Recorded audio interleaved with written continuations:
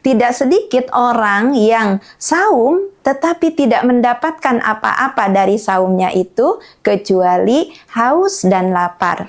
Tidak ada ya identifikasi bahwa Ramadan itu ya sama dengan lemas, bahkan ya malas. Mestinya Ramadan itu justru ya terjadi peningkatan aktivitas ya amal sholih.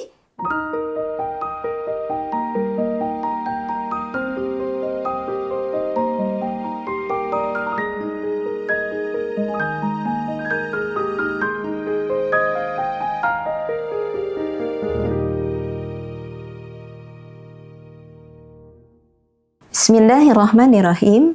Assalamualaikum warahmatullahi wabarakatuh. Alhamdulillahirabbil alamin. Allahumma shalli wa sallim wa barik ala sayyidina Muhammad wa ala alihi wa sahbihi ajma'in. Allahumma rabbi syrah li sadri wa yassir li amri wahlul 'uqdatam min lisani yafqahu qawli. Amin ya rabbal alamin. Sahabat muslimah yang dirahmati Allah, bagaimana kabarnya hari ini? Semoga kita semua senantiasa dalam keberkahan. Amin ya rabbal alamin. Sahabat muslimah, biasanya Ramadan itu identik dengan rasa haus, lapar, ya, ngantuk, yang ujungnya lemas, ya, sehingga banyak diantaranya yang kemudian di bulan Ramadan itu mengurangi aktivitas. Ya, pengajian-pengajian majelis taklim itu ditutup, ya, berhenti dengan alasan sudah mau Ramadan. Kemudian jam kerja juga ya waktu masuk siang dan kembali ya lebih awal. Karena apa? Karena lemas begitu. Nah, sementara sahabat, kalau kita melihat di dalam sejarah peradaban Islam, bagaimana ketika masa Rasulullah Shallallahu Alaihi Wasallam tidak ada ya identifikasi bahwa Ramadan itu ya sama dengan lemas, bahkan ya malas, tetapi banyak peristiwa-peristiwa yang terjadi pada bulan Ramadan itu futuhat.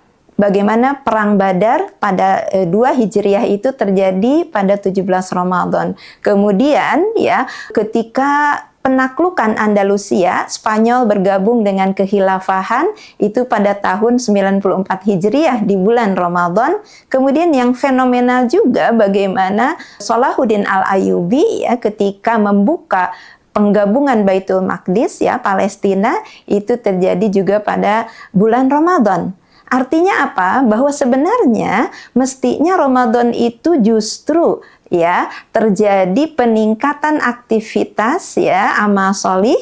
Bagaimana di bulan Ramadan ada tambahan puasa yang diwajibkan, kemudian qiyam ya malamnya itu ada sholat tarawih, witir, dan ada tadarus Al-Quran, ya ada infak yang dilebihkan, ya artinya bahwa Ramadan itu mestinya momen produktivitas meningkat, ya momen untuk fastabiqul khairat, berlomba dalam kebaikan. Ya, melihat realitas ini, ya, kenapa ini terjadi? Ya, jangan sampai yang diingatkan oleh baginda Rasulullah Shallallahu Alaihi Wasallam dalam sebuah hadis beliau, ya, rubbal shaimin laisa lahu min siyamihi illal ju'. Ya, tidak sedikit orang yang saum tetapi tidak mendapatkan apa-apa dari saumnya itu kecuali haus dan lapar. Wa rubba qaimin laisa lahu min qiyamihi illa as-sahar. Ya, dan tidak sedikit orang yang qiyam, orang yang sholat malam, beribadah pada malam hari, laisalahu min qiyamihi, tidak mendapatkan dari qiyamnya itu illa sahar, kecuali apa? Bangun malam-malam. Ini riwayat Imam An-Nasai. Tentu saja sahabat, kita tidak menginginkan ya itu terjadi pada kita, keluarga kita, juga umat Islam, bahwa kita disibukkan saum itu hanya menahan haus dan lapar, atau ditambah malam harinya dengan sholat tarawih dan witir. Kita menginginkan saum kita itu apa? Sebagaimana yang diperintahkan Allah di dalam Quran surah Al-Baqarah ayat 183, bahwa diwajibkan saum itu la'allakum tattaqun, agar kalian menjadi orang yang bertakwa. Karenanya sahabat, mari kita evaluasi kenapa sekarang itu ada fenomena yang menggejala, ya. Saum itu tadi identik dengan dengan rasa haus dan lapar, kemudian juga ngantuk dan lelah. Ya, kalau kita lihat sahabat, yang pertama penyebabnya ya karena salah di dalam memahami hakikat Ramadan, hakikat saum itu dianggapnya hanya sekedar menahan haus dan lapar. Padahal tadi ya justru di situ momen untuk beramal sholih sebanyak-banyaknya ya.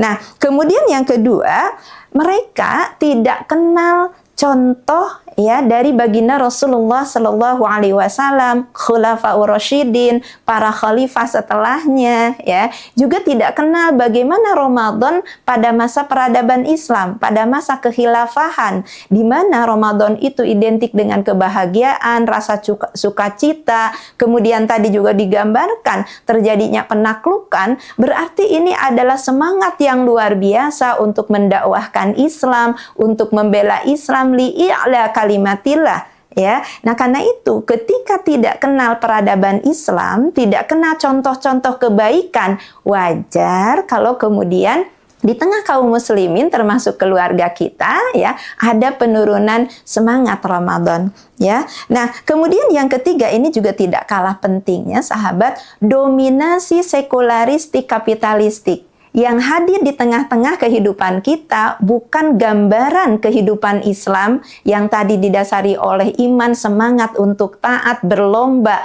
ya untuk beramal sholih, tapi gempuran kapitalistik yang menjadi standar kebaikan itu bukan amal sholih, tapi bagaimana meraup keuntungan ya, meraih sebesar-besarnya keuntungan materi. Kemudian juga agama dipisahkan dari kehidupan sekularistik.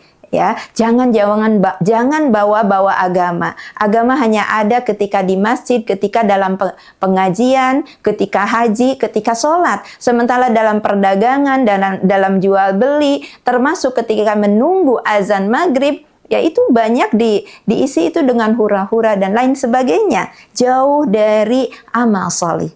Nah, karenanya sahabat, maka apa yang harus kita lakukan ya? Kita mengembalikan hakikat Ramadan. Kita jelaskan kepada anak-anak kita, pada keluarga kita, pada umat kita, bagaimana contoh Rasulullah Shallallahu Alaihi Wasallam ketika masuk Ramadan. Man shoma imanan wahtisaban ghufira lahu ma taqaddama min dzambi. Barang siapa yang saum di bulan Ramadan, ini perlu ditekankan. Imanan, yang pertama harus dikuatkan iman. Kita melakukan itu bukan karena kebiasaan, bukan rutinitas, tetapi karena keimanan. Wahtisaban, berharap keridhaan dari Allah, ampunan dari Allah. Karenanya berikutnya kita juga harus mengajarkan fikih Ramadan. Bagaimana tata cara mengisi Ramadan itu sesuai dengan syariat Islam, bukan dengan banyaknya dilakukan oleh orang sekitar kita. Ya, kemudian yang ketiga, bagaimana kita menggambarkan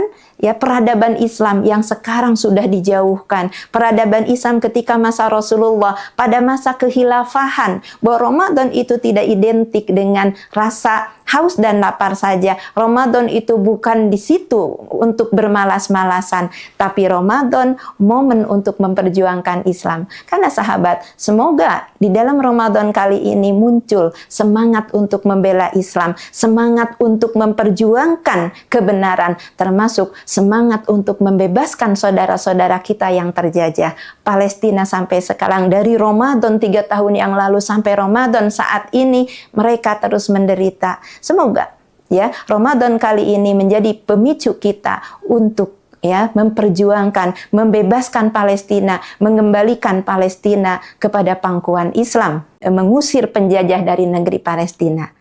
Karena itu, Ramadan adalah momen untuk menyatukan keimanan, ketaatan, semangat dakwah, dan persatuan umat Islam, insya Allah. Meraih sakinah dengan penerapan syariah secara kafah.